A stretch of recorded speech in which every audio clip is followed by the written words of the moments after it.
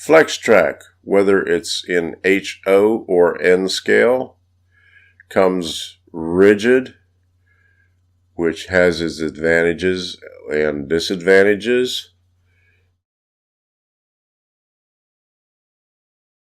And we have the flexible, which also has its advantages and disadvantages. Despite the differences, there are many similarities in the tracks, and that's what we're going to talk about today. But I'm not going to be talking about it.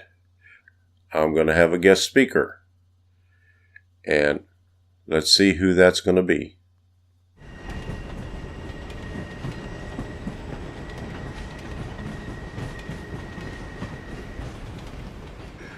I'm Tom Kovichak, and this is Tom's Trains and Things.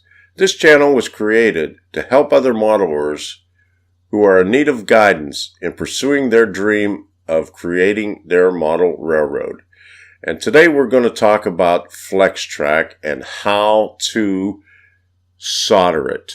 I'm going to have an expert on N scale and styrene and a lot of other things talking about it for me on this episode, and that would be Vinny from BNSF 6951. We're going to have Vinny talk about the flex track on this episode. So if you haven't checked out his channel already, check him out.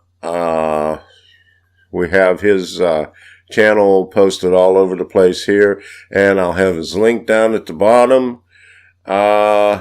See what he's all about. He's an expert in a lot of different areas, and he does a lot of good stuff in N scale. So let's see what he has to say about soldering up some track.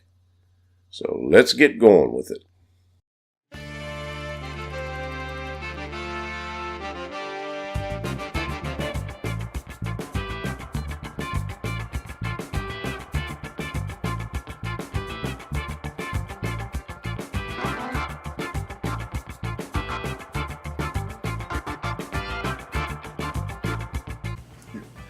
Hey guys and gals, welcome back to another Vinny Vid Productions video.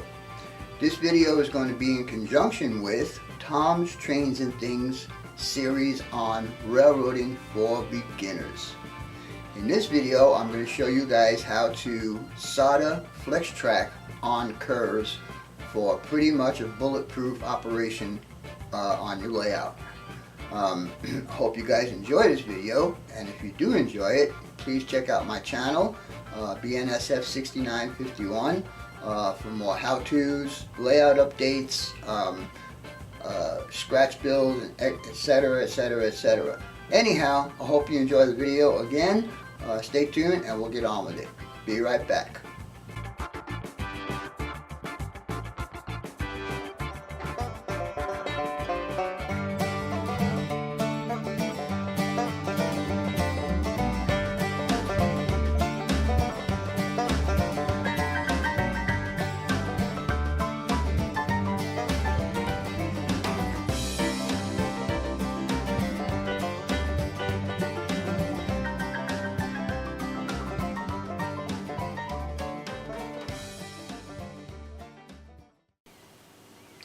Alright guys, what you're looking at here is the 7 P's that everybody should follow.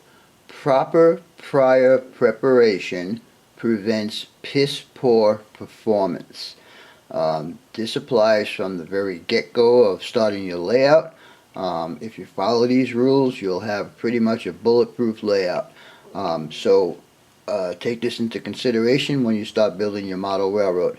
Okay, well let's get on to the rest of the video now. Be right back.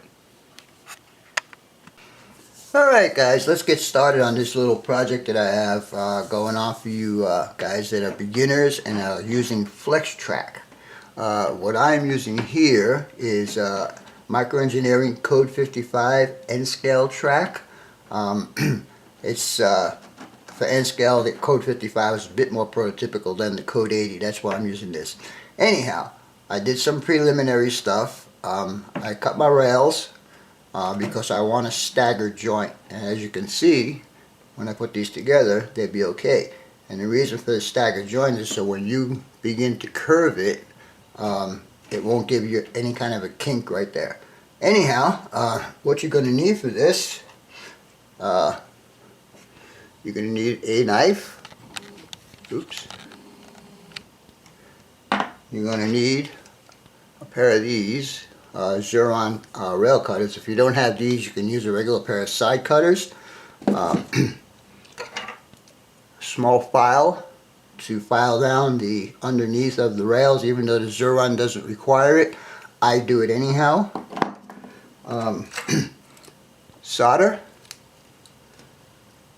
and flux, and of course rail joiners. Now what we're going to do is we're going to go ahead and put the rail joiners on and connect these two pieces of track, and then we will go ahead and solder them.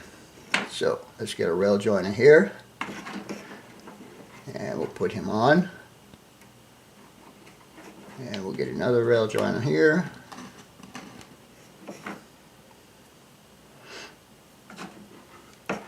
and we'll put him on here. Actually, that's a used joiner. I don't want that. If you can, try and use new stuff, guys. It makes connections a lot better.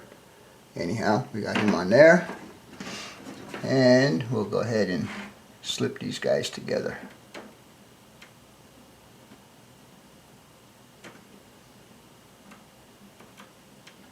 And I forgot to mention that you will need a soldering iron, of course. Can't solder without a soldering iron. Okay, once my rails are together, and you notice that I did cut a bunch of ties out which you can replace later on. What I'm going to do next is, if I can find my tool, I will just go ahead and use this, is we'll push the rail joiner on this side a little bit more.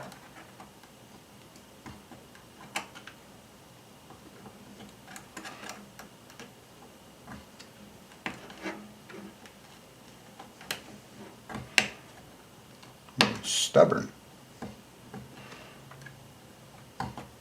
Alright, let me get this off camera and I'll be right back.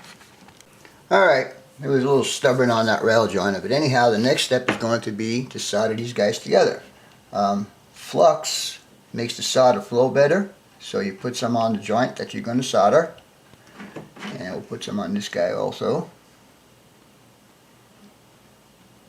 And if my head's in the way, I'm sorry. But anyhow, once that's done, the soldering iron, this has been preheated already, and we'll take a piece of this and we'll put it on the tip of the soldering iron. And then we'll just go ahead and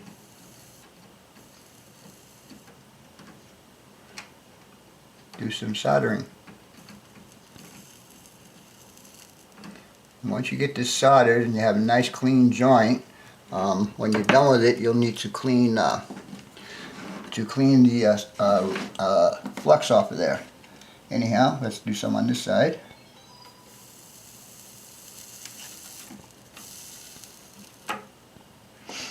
Alright, so that was easy. Now, when I put it on my layout, and I'll show you guys that when I start to curve this, oh, it don't look like that got soldered too good. Let me get a couple of clamps here, and we'll do this. Sorry guys, I'm working over my desk here, and it's kind of tough to see what I'm doing. Get this side again.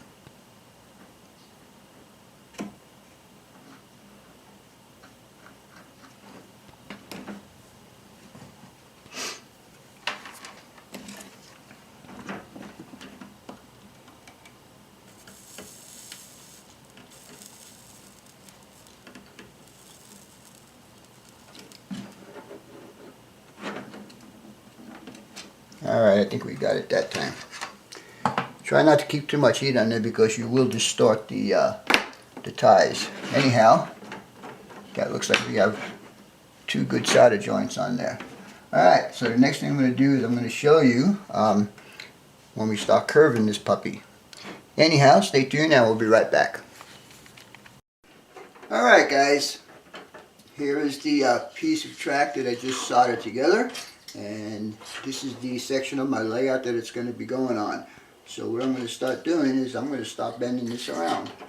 I'll start from the center and start working out until I get my required 14¼ inch radius, which by the way is the tightest radius I will have on my layout.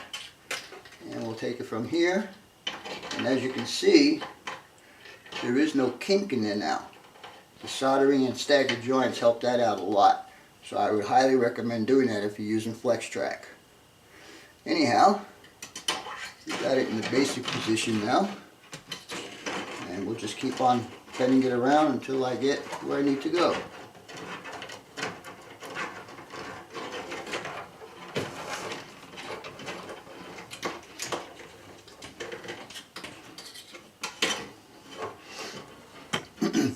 Anyhow, I'll continue this, and once I get it all bent around, I'll do a handhold on the camera and I'll show you what we did. So stand by and we'll be right back. Alright guys, show you what's been done. So from this point here is the piece that I just soldered together, and it runs all the way down here, and as you can see, there's my solder joint, and there's no kink in there. And to show you, I'll push this little car here and let them go through. Nice and smooth, no problems. Anyhow, it goes all the way to right about there, and I will square off those edges to get the next piece in. And any place that I have a curve that I have to join pieces together, like for instance back there, I'll be doing the same process. Anyhow, stay tuned and I'll show you how to save some money on these guys. I'll be right back.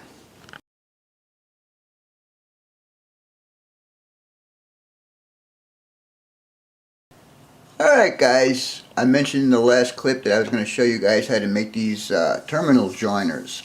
What you're going to need for this job is, well, I'm using a couple pair of scrap track that I've had laying around. You're going to need rail joiners. As you can see right there, there's rail joiners, and I have the two pieces of track connected. Now the reason why I do this is so when I solder it holds it in place for me. I will turn it upside down, and that's the way it'll stay until I'm ready. Next thing I'm going to do is I'm going to take my wire strippers, and I'm going to strip off a little bit of the wire here, as you can see right there. And I am using 24 gauge blue, oops that was white, I'm not colorblind, and blue and white are my colors. Anyhow, I make my feeder wires between 6 and 10 inches long, just so they can reach my bus line, and we strip that one off. Now I've got my iron preheating. I don't know if it's hot enough yet, but let me turn this off, and I'll get back to you as soon as my iron is hot enough. Be right back. Alright guys, my iron is hot enough to start working on this. So what we're going to do is we're going to take this wire, and it's stranded wire. I like using stranded wire versus solid wire. And what I'm going to do is I'm going to take it and I'm going to dip it into the flux. And what I'm going to do next is I'm actually going to tin the soldering iron. And I will put that on the wire.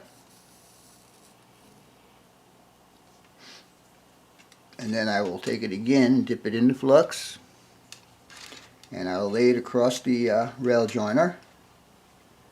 And it doesn't look like there's enough flux on there. Okay. And then I'll just slightly touch it there, and it should flow nice and easy. And there you go. I give it a little tug, and it seems good. We'll do the same thing with the white wire. I twist the ends, stick it in the flux, put the solder on the iron. Shouldn't really do this after 2 mugs of coffee and a Coke. And we flux this one too. Now the flux is important because what it'll do is it will clean the surface and make the solder flow a lot easier. But afterwards you need to clean it off with a little wire brush or whatever, because it will corrode your joints. So anyhow, we'll do the same thing here. Hold on, let me get a better grip on this iron. There you go.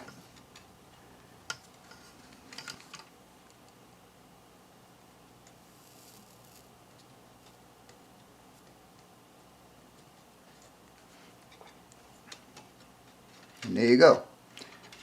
You can buy these terminal joiners. Most hobby shops would have it. And I think for 2 of them, you'll pay about $6 or $7. I'm not 100% sure, so don't hold me to that. For the same amount of money, you could buy a package of rail joiners, and you get, I think, 24 rail joiners, so you can make 12 pair of these for the same $7. Anyhow, just some fuel for your thought. I will cut these little excess pieces off of here, and when I mount this on my layout, I drill the hole in the center of the rails and send the wires between the rails, and when it's ballasted you totally won't see it. Anyhow, thanks for watching, and we'll talk to you later. Bye.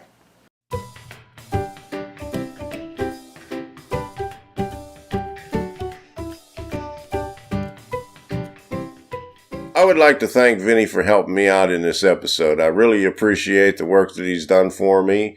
He's doing a great job with end scale and styrene, and I wish that if you haven't seen his channel, go ahead and take a look at it. It's BNSF 6951. There's links down at the bottom there, and at the very end I'll have his little circle up there along with my circle, you know, so you could click on it and subscribe to his channel. All right. If you haven't done so already, go ahead and hit that subscribe button. You know why? Because it's free. It doesn't cost you a thing. And you could come back and learn all kind of different stuff about model railroading right here. Leave a comment. Go down here and write something down there. Give us your comments about what you think about what's going on here. Give us your thoughts. If you have any other ideas, let me know what you're thinking about. Give us a thumbs up. Share the video. Tell your friends about it. And we'll see you. And don't forget to subscribe to Vinny's channel and my channel. So look at them things right here. Right there. And then right here, there's a little video that you could watch also. But there's Vinny's and there's mine. So we'll see.